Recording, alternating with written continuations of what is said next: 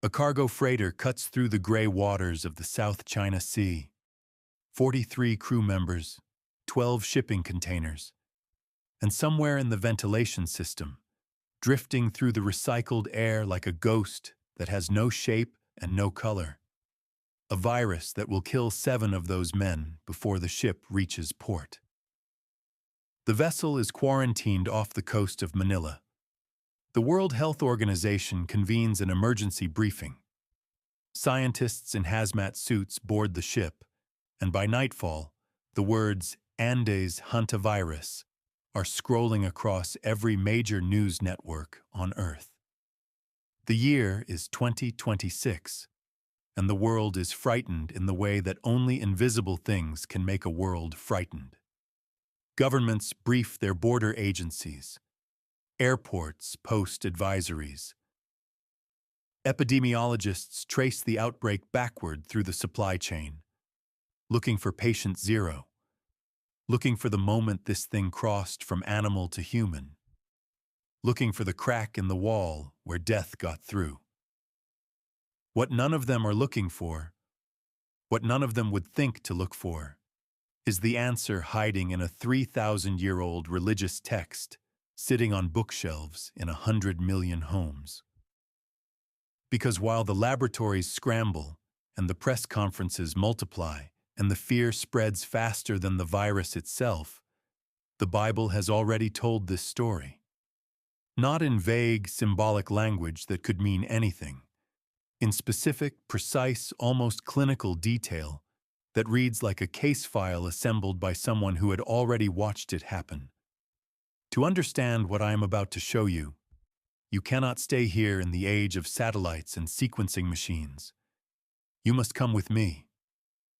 Back through the centuries, past the Roman Empire, past the Greeks, past the Persians, until the road beneath your feet is packed dirt, and the air smells of cedar smoke, and the sea. The time is roughly 1,050 years before the birth of Christ. You are standing at the edge of a battlefield in the hill country of Canaan. And the army walking away from that field in triumph is carrying something they do not understand, toward a home they are about to destroy. The Philistines had taken the Ark of the Covenant. Israel had made the catastrophic mistake of treating the Ark like a lucky charm, carrying it into battle as though God were a weapon that could be pointed at an enemy. And God, who submits to no one's strategy, allowed the unthinkable. The army broke. The ark was captured. 2 of Israel's priests died on the same day, and the most sacred object in the ancient world was loaded onto a Philistine cart and hauled westward toward the sea. What the Philistines did not know was what they had brought through their gates, along with their trophy. They marched the ark into Ashdod, their greatest coastal city, and placed it in the innermost chamber of their temple. They set it before their god Dagon, the fish-headed deity they believed had granted them this magnificent victory, and waited for their idol to humiliate the God of the Hebrews. The next morning, the priests opened the temple doors and stopped. Dagon was face down on the ground before the ark. They lifted the statue, reset it on its pedestal, told themselves it had simply shifted during the night, that the base was unstable, that there was a perfectly rational explanation for why their God had prostrated himself before a captured chest. The human mind is extraordinarily creative when it is trying not to believe what it is seeing. But the following morning, Dagon had fallen again, and this time the hands were shattered from the idol's arms. The head lay broken across the threshold. What remained was a mutilated torso, and the message it carried was unmistakable even to pagan priests who served a different deity entirely. There is only one God in this room, and it is not yours. Then the dying began. The men of Ashdod woke up sick, not with a common illness, not with the manageable fevers and aches of ordinary disease. They woke with swellings, hard, painful masses erupting beneath the skin in the lymph nodes of the groin and armpit. They burned, they hemorrhaged. They collapsed in their homes and did not rise again. The Hebrew text calls them ophalim, tumors, swellings, eruptions that spread through a body before that body failed. Children screamed in the night. Mothers wept in the streets. The city's elders, desperate men accustomed to making decisions from positions of strength, gathered in a panic to discuss the one object they were all afraid to name directly. Send the ark away, they decided. This is not our burden to carry. So they sent it to Gath, and Gath began to die, then to Ekron, and the people of Ekron cried out in terror before the ark even arrived, because word had traveled ahead of it. They already knew what was coming. They could see the shadow of it moving toward them along the road. For 7 months this continued. 7 months of dying, of wailing, of cities that had been centers of Philistine power reduced to open-air hospitals, where strong men lay helpless, and no one could explain why medicine wasn't working. And then the biblical account does something that should stop every reader cold. It tells us something that the narrative has no obvious reason to include. It tells us that the fields of the Philistines were overrun with mice, that the land was crawling with them, that the rodents had invaded the storehouses and the homes and the grain supplies until the infestation was inseparable from the outbreak. 2 disasters arriving together, hand in hand, as if they were a single judgment wearing 2 faces. The priests and diviners of Philistia were eventually summoned to answer the question that dying nations always ask. How do we make this stop? And their answer is one of the most remarkable passages in all of ancient literature. Do not send the ark back empty, they said. Send it with a guilt offering, 5 golden tumors, 5 golden mice, 1 of each for every city that has suffered. Craft them in precious metal. Name the connection in gold. Acknowledge what you have witnessed. These were pagan priests. They had no access to the Torah. They had no prophets whispering in their ears. They had no germ theory, no microscopy, no understanding of viral transmission, no concept that invisible organisms could move from animal to human through the air. And yet they looked at their dying cities and their overrun fields, and they understood, somehow, impossibly, across every barrier of knowledge and culture and century, that the swellings in their bodies and the rodents in their grain stores were the same thing. The tumor and the mouse were one judgment. They named it in gold because they had no other language for what they had witnessed. In the late 20th century, a team of researchers from the intersection of medicine, archaeology, and ancient history decided to ask a question that their disciplines had never formally addressed. What exactly was the Philistine plague? Not theologically, medically. They were not people of faith pursuing a devotional exercise. They were scientists applying the tools of modern epidemiology to an ancient case study the way a forensic team applies modern methods to a cold case.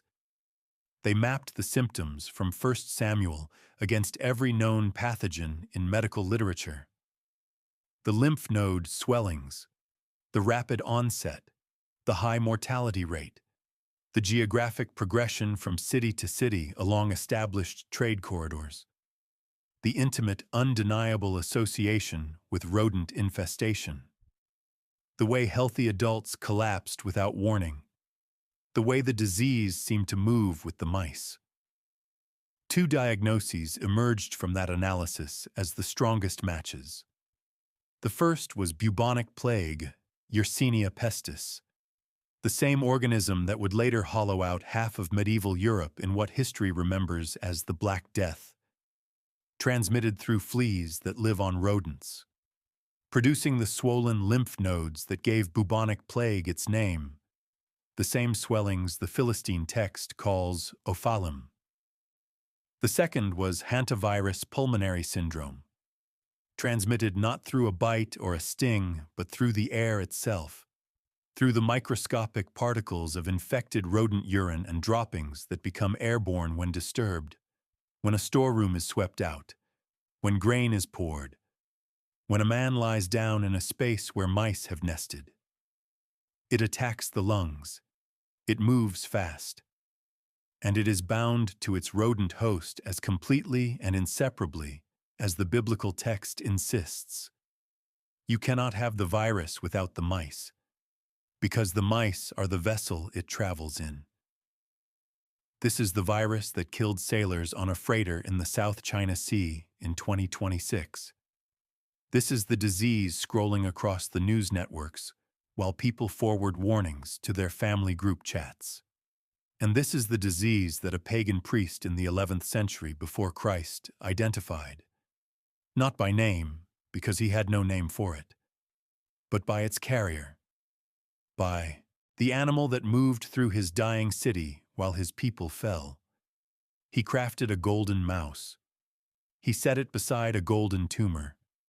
And without knowing it, without any framework that should have allowed him to know it, he confessed in precious metal the epidemiological truth that science would not formally articulate for another 3,000 years. Sit with that. Truly sit with it. No ancient culture possessed the conceptual tools to link rodents to respiratory or lymphatic disease. The dominant theories of illness in the ancient world were miasma, bad air arising from swamps and decay, and divine punishment, the favor or disfavor of the gods expressed through sickness. The idea that a tiny animal harbored an invisible agent that could enter a human body and destroy it from the inside was not merely unknown, it was unthinkable. The Philistine priests did not arrive at their conclusion through reasoning. They did not theorize their way to the mouse. They looked at what was in front of them, the dying people, the overrunning rodents, and something opened in their understanding that should have been sealed shut by every limitation of their age. Only one source of that understanding makes sense.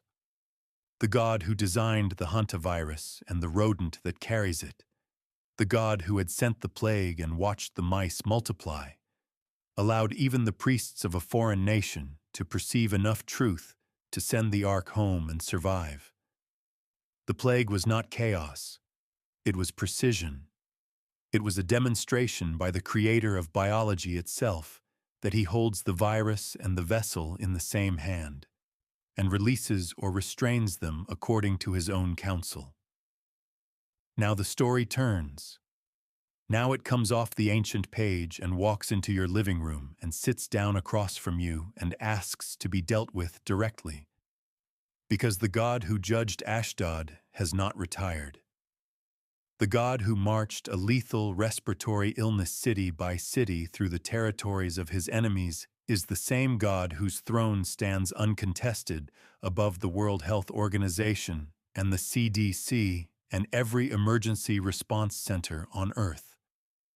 The book of Revelation tells us that in the days preceding the return of Christ, pestilence will return as a judgment at a global scale, not as a footnote, not as a background detail, as one of the four great instruments of the end times reckoning: sword, famine, pestilence, and the beasts of the earth.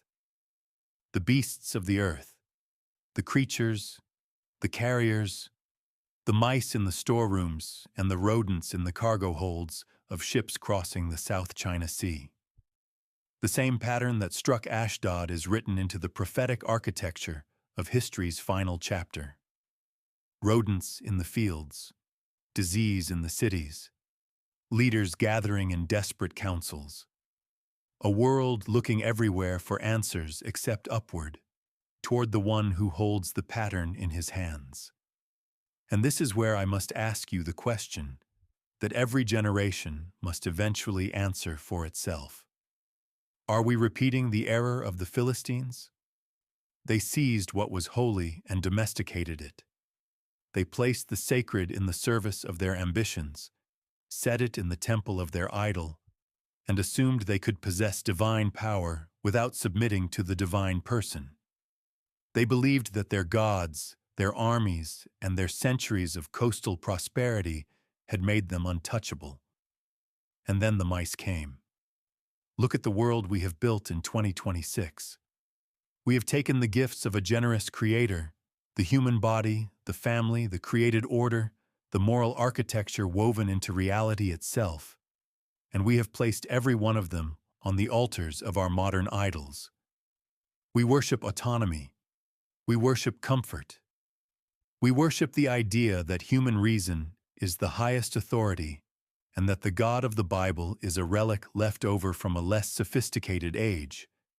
And now, in the year 2026, a virus that the Bible described 3 millennia ago moves through the ventilation system of a cargo ship while the most sophisticated civilization in human history watches the news and searches for someone to blame. The mice are in the fields.